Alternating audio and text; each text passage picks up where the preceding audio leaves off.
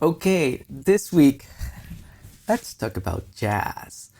So, this is going to probably be a short video because as I've said before, I'm not really a jazz person at my core, and it's never been a part of my musical education. I've picked up bits and pieces here and there, and there's many artists that I do love, but I'm not like a hardcore jazz musician or even listener. But I do have a few things that I wanted to share with you because obviously, as we've talked about in previous episodes, I really started to get into the jazz harmonic language because of fusion that I really got into and funk and all this stuff. So I wanted to learn more jazz. So I started to go a little bit into okay, who plays jazz that I can find really interesting because I'm not really into all the different styles of jazz that there are. There are some that pick my curiosity more than others. So that's where I tried to focus on. And I have a few examples of that. So one of the earliest that I found is obviously as I started to go back and listen to different styles of jazz, I eventually found and loved Django Reinhardt and everything gypsy jazz. I love gypsy jazz. It's such a cool style of music. I've enjoyed it ever since. I do not play it, so don't be looking forward to that. But I really enjoy listening to it, and Django's pieces are just amazing. I love his musicality. I love the language. It's a very, I don't know how to define what he does, but I found it very romantic in a way. Not in the sentimental sense, just the romantic aesthetic, I guess. I don't know, hard to explain. But you probably know Django, so you know what I'm talking about. Other artists that I've discovered along the way, again, mostly through guitar magazines or otherwise. This is another one that I really liked. Mike Stern.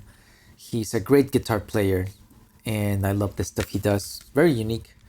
I guess you could say he kind of like graces fusion a little bit in terms of character, but I haven't listened to a lot of his material either, so can't have really like a very informed opinion. I just found this CD and I loved it. Another artist that I found that blew my mind. This one, I think I knew his name already, but he came one year here to Montreal to play in the jazz festival. And as I've said before, I'm always there, like forever. And he was closing the festival actually that year. So it was like the big show of the festival. You know, the closing show is always like this huge artist they invite to close the show. So he came and he played this new album that he had released, and it's Pat Metheny, and he was playing this record, The Way Up. I was blown away by what I heard that night. When we've talked about landscaping music before, this for me was the ultimate trip.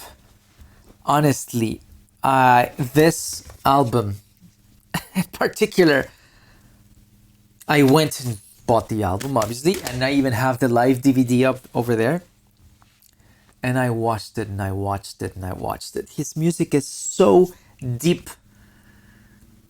There's so much richness and depth in what he's doing. You can lose yourself in there for hours. And this is a little bit of a side note because you'll probably hear more about this next year, but this album and that show became the inspiration for the album that I'm currently recording that you'll hear more of in a few months, because that's exactly what I wanted to do. I wanted to do sort of like concept album that is very, very, very atmospheric. And side note off. But anyway, so yeah, Pat Metheny, he's an amazing, amazing musician, and his band is just crazy good. Interesting mention here. This is an artist that I was obviously already familiar with, but I had to go and get this because Alex Skolnick, you might know his name because he was for a long time the lead guitar player in Testament, the thrash metal band. So at one point I heard he decided to do jazz. So he even went back to school and everything to like be a jazz musician.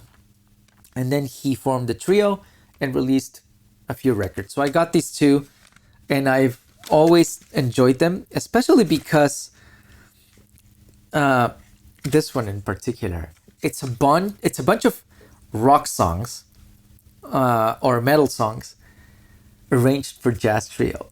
So check it out. That might be a really interesting discovery.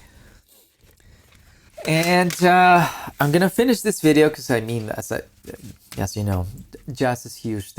I have other non-guitar related jazz CDs somewhere over there, like stuff like Nina Simone and old jazz, stuff like that I like to listen to. But as I've said, jazz is not the core of my musical library, so I don't have a lot of that. But there is this band that absolutely changed my way of seeing jazz and music and everything, and I have to mention them because they're crazy insane. I got to know them again through the Montreal Jazz Festival. I was one day going down the Jazz Fest, and the way it's done, there's many stages downtown, different stages all over the place, and they played at different schedules.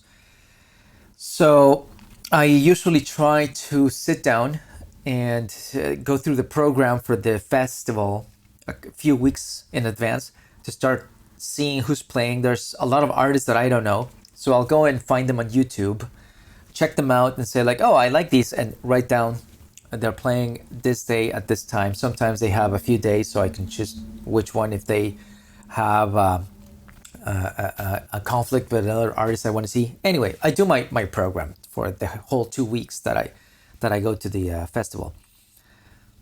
And this band I didn't know. I had never heard of them anywhere.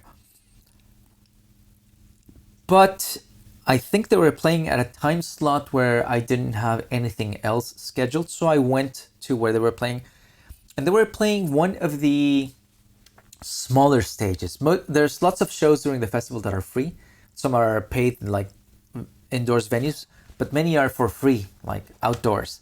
So they were playing one of these free shows in a small venue, and they were actually in front of a restaurant and a bar where people go to have something during the festival. But anyway, so I just went like, hey, I'm gonna check them out. So they come out and start playing.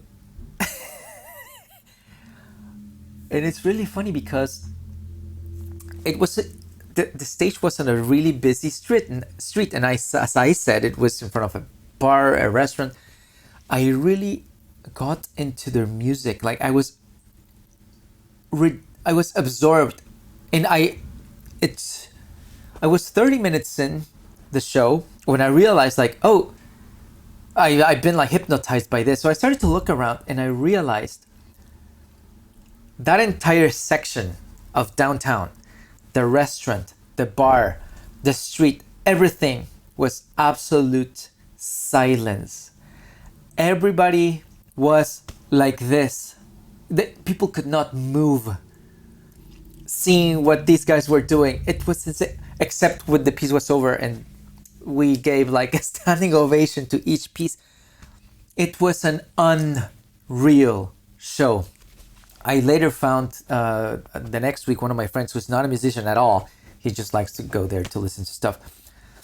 He told me like, hey, I checked this band out and it was unreal. I was like, yeah, dude, I was there. He told me like he was walking by. He was just downtown that day checking out stuff during the festival, but he was just walking by And he got to this show with his girlfriend, and he was like, is this incredibly amazing, or is it just me? Like, he's not a musician. So I said, this is how good these guys are and their music is. And I'm gonna give it, again, a standing ovation and even a bow to Phronesis. This band, oh my god, they're just beyond amazing. You have to check them out. They unfortunately disbanded during COVID because, I mean, you know, the world stopped and all that. So I guess they moved on to other things. They are, for me, one of the biggest losses in music from my perspective.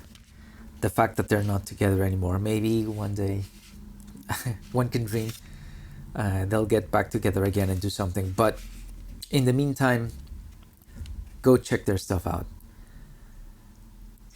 They are giants in jazz. And that's it for me. I'm gonna leave it at this. Obviously, I didn't cover really much. As I said, this is me and jazz. It's something that I'll sample from time to time when I go by and find something interesting. But when I find something that I really love it. So these are some examples. I hope you find them interesting. And next week, we'll move on to a different music genre that has also become part of my musical language. So stay tuned. See you there. Bye.